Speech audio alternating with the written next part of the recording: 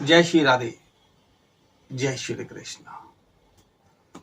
कहते हैं वासना से युक्त होकर कई बार ऐसे ऐसे कार्य कर दिए जाते हैं जो पूरे विनाश का कारण बनते हैं। ऐसे कई सारे उदाहरण हमारे शास्त्रों में हैं।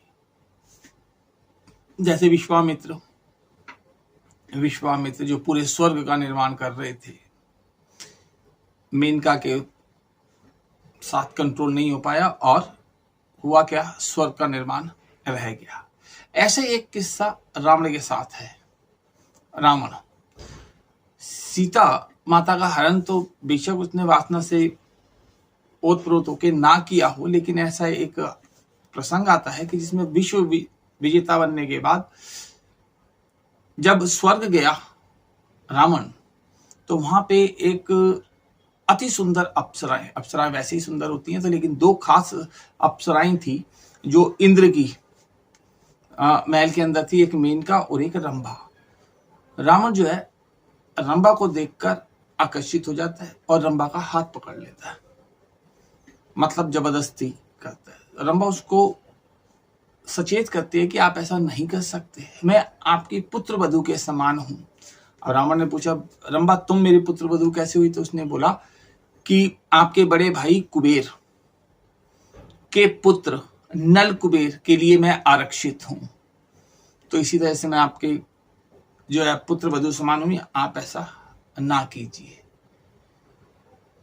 तो लेकिन रावण माना नहीं।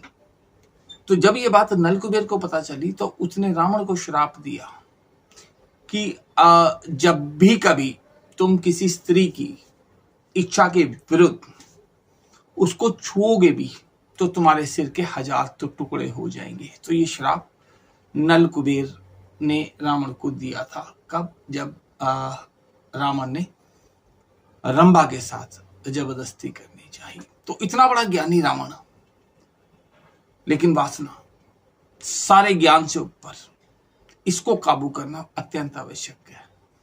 तो ये प्रसंग था। और रावण के साथ, अब रावण को देखो, रावण की 3 पत्नियां थी, मंदोदरी, धन्य मालिनी और एक और पत्नी थी जिसका नाम शास्त्रों में नहीं मिलता, लेकिन ऐसा कहा जाता है कि रावण ने उसकी हत्या कर दी थी। अपनी तीसरी पत्नी की रावण ने हत्या कर दी थी। तो अत्यंत सुंदर थी मंदोदरी, अत्यंत सुंदर थी। मय असुर नामक असुर की बेटी थी और जिसका संबंध मध्य प्रदेश के मंदसौर से था। कहा जाता है कि वो वहां की थी। तो ऐसा कुछ हमारे शास्त्र कहते हैं। तो इसीलिए एक अच्छी सी बात कि किसी भी, अगर सबसे बड़ा काबू कर सकते हो आप, प्रयास करें तो अपनी इच्छाओं पर काबू करें, क्योंकि जब इच्छाओं से युक्त होकर, खास तौर पर काम वासना युक्त होकर हम कुछ ऐसे कार्य करते हैं जिसका हमारे विनाश से संबंध होता है। तो ऐसा ही कुछ हुआ था। उम्मीद करूंगा कि ये कथा आपको पसंद आई होगी। ऐसे ही रोचक प्रसंग के साथ मैं आपसे मिलता रहूंगा। अपने भाई को इजाजत दीजिए। जय श्री राधे, जय श्री कृष्ण।